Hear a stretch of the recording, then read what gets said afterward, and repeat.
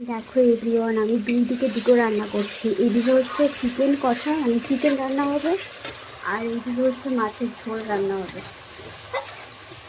বুঝতে পারছো?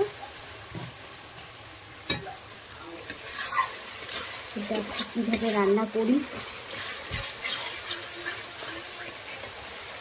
এইদিকে আমি মাছের মানে ঝোলটা দিয়ে দিয়েছি, আর এইদিকে হচ্ছে চিকেনটা দিয়ে দিয়েছি। কাঠের রান্না গাইস, প্রচণ্ড গরম পড়ছে, কিন্তু আমার কাঠের রান্না খুব ভালো লাগে, খেতে টেস্ট হয়।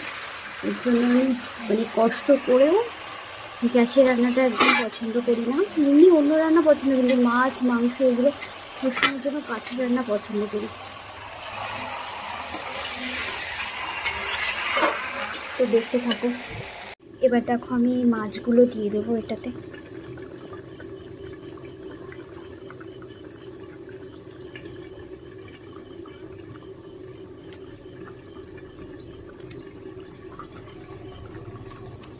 এইদিকে দেখি মাংসটা কত দূর হয়েছে।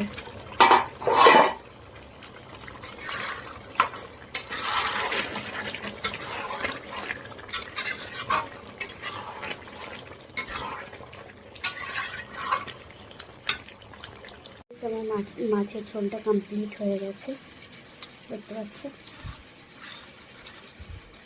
দেখো গাইস কিরকম আগুন জ্বলছে, আর এটাতে আমি রান্না করছি। গরম জলটা বসিয়ে দিয়েছি মাংসের জন্য।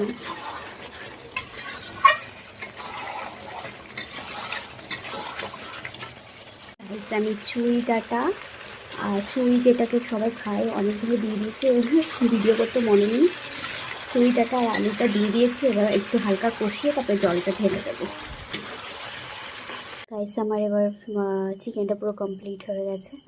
এবার আমি ঘরেতে নিয়ে যাব, যে রান্নাঘর আর মানে খাওয়ার জায়গাটা আলাদা, সেখানে নিয়ে যাব। তো চলো, আমার পুরোপুরি কমপ্লিট হয়ে গেছে। বাই সবাইকে, গুড নাইট, সবাই ভালো থেকো, টাটা।